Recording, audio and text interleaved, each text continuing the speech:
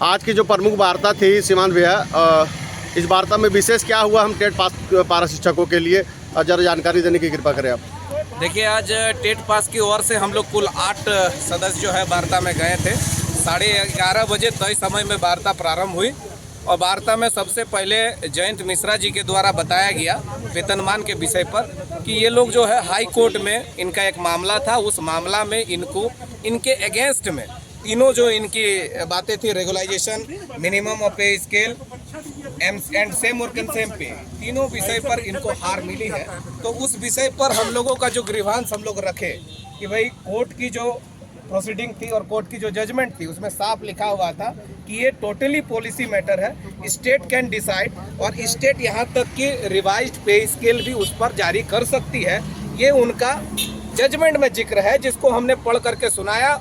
साथ ही साथ हिमाचल प्रदेश के जो सुप्रीम कोर्ट का जजमेंट है पवन चंद्र नेगी का, उस जजमेंट के कुछ पॉइंट्स थे, उसको भी हमने बताया कि इनिशियल स्टेज में जिस तरह से हिमाचल प्रदेश की जजमेंट में जिस तरह से वहाँ भी इनिशियल स्टेज में रेगुलाइजेशन का जिक्र नहीं था, लेकिन उन लोगों की कोई गलती नहीं थी, ये सुप्रीम कोर्ट ने माना था और उनको रेगुलाइजेशन मिला था। इस बात को हमारे जो शिक्षा सचिव, वर्तमान में प्रभारी शिक्षा सचिव है उमाशंकर सिंह जी, उन्होंने इस बात को स्वीकारा।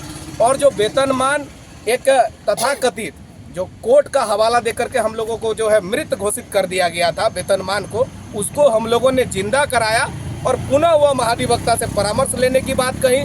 और विभिन्न न्यायालयों में जो न्यायाधीश है उन्होंने कहा कि अलग अलग हाई कोर्ट्स में आपके जजमेंट्स हैं, अलग अलग सुप्रीम कोर्ट में भी अलग अलग प्रकार के जजमेंट्स आपके हैं। उन सभी न्यायाधीशों का हम अवलोकन करेंगे और अवलोकन करने के उपरांत आप लोगों के वेतनमान के विषय पर हम लोग चर्चा करेंगे। हम लोगों ने यह भी ग्रीवांस रखा कि भाई 11 और 14 दिसंबर की जो वार्ता हुई थी, उस वार्ता में दो चीज़ें वेतनमान के बीच में अड़चन आ रही थी। एक आपका रोस्टर और दूसरा पद सृजन। हम लोगों ने कहा कि झारखंड में अभी 50,000 पदों की सृजन हो चुका है और रोस्टर भी उसका क्लियर हो चुकी है। 25,000 पद हमारे लिए आरक्षित है। आप उन आरक्षित पदों पर हम लोगों को 12,078 लोगों को सजा दीजिए। इससे विभाग को भी फायदा होगा कि हर वर्ष केंद्रीय बजट से 10% की कटौती की जा रही है। आप उच्च मानदेयधारी टेट पास को अगर योजना से गैर योजना में लेकर के जाते हैं तो आपको जो मानदेय की राशि बचेगी उससे हमारे जो दूसरे साथी हैं उनको भी आप इससे डिस्ट्रीब्यूट कर सकते हैं। और ये जो हमारा प्रपोजल है ये नॉट ओनली फॉर हमारे लिए है, ये विभाग के लिए भी है, सरकार के लिए भी है। सरकार के लिए भी एक एम्पल अपॉर्चुनिटी है कि हमने इनको वेतनमान दिया। तो ये ग्रीवांस जब हम लोगों ने रखा, इस पर भी माननीय सुदीप सोनू जी ने स्वीकार किया और हमारे निदेशक महोदय ने भी इस बात को स्वीकार किया है और शिक्षा सचिव भी स्वीकार किया है। उन्होंने कहा कि जो 11 और 14 दिसंबर की वार्ता में जो चीज़ें तय थी उसमें जो चीज़ें छूट गई थी, जो इम्प्लीमेंट नहीं हो पाई थी, उनको इम्प्लीमेंट करने के लिए आज बैठक है। और आप जो ये नया इशू डिसाइड हो रही है आज वेतनमान, इस वेतनमान पर हम लोग बातचीत करने के लिए आगे तैयार हैं। आगे निरंतर वार्ता आपसे होगी और ये वेतनमान के मसले को सुलझाया जाएगा, ये आश्वासन हम लोगों को मिला है।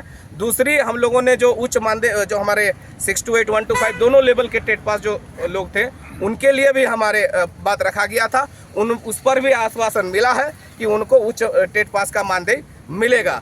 तीसरा जो हमारे एक विषय था, जो दोनों लेवल के जो हमारे आरईओ और जो बीओ से जो प्रमाण पत्र हम लोगों को लेना है, अनुभव और स्वच्छता प्रमाण पत्र, उसमें एक ही टाइप का अनुभव प्रमाण पत्र जारी हो, एक ही कैटेगरी के हो, अलग अलग ना हो, जिससे लोगों को थोड़ी सी वहां लोगों के बीच में है कि हमको दोनों लेवल के अनुभव और स्वच्छता प्रमाण पत्र मिलेगा कि नहीं मिलेगा।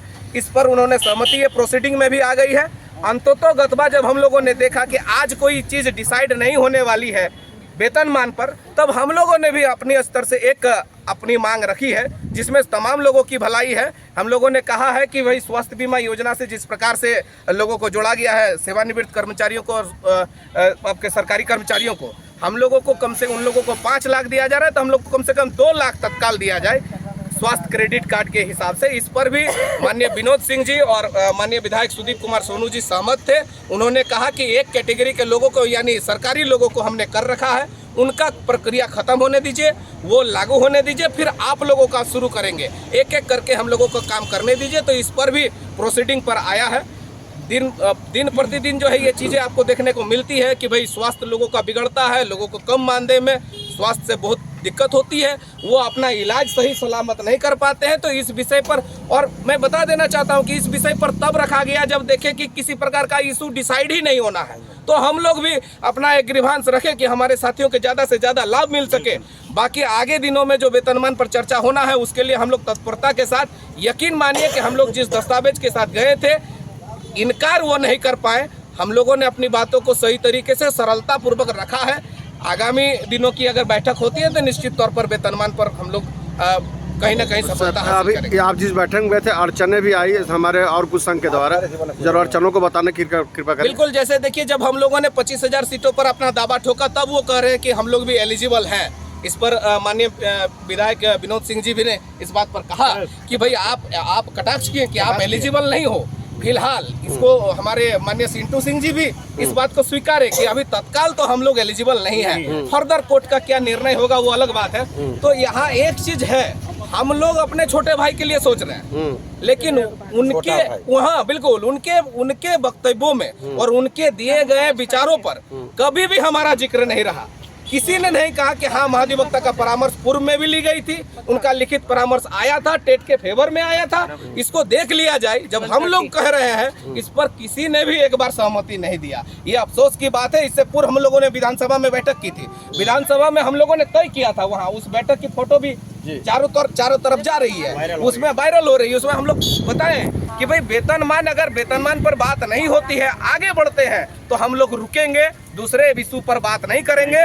लेकिन टेट सफल सहायक अध्यापक के द्वारा इसका पालन किया गया और एवं टेट सहायक अध्यापक संघर्ष मोर्चा, समन्वय समिति, तीनों टेट के जो संगठन थे उनके द्वारा इसका पालन किया गया। अन्य संगठन आगे बढ़ गए, दूसरे इशू पर चले गए, जिससे जो है जो जिस प्रकार का हर बार होता है वही चीज हुआ। अगर हम लोग अड़ते कि नहीं पहले आप वेतनमान पर डिसाइड कर लो तब आप दूसरे विषय पर जाओगे तो शायद कुछ हो सकती थी। मैं भी हमारी रणनीति सर आगे की जो रणनीति होगी सर, जो हमारे अन्य संघों के साथ बैठक करने की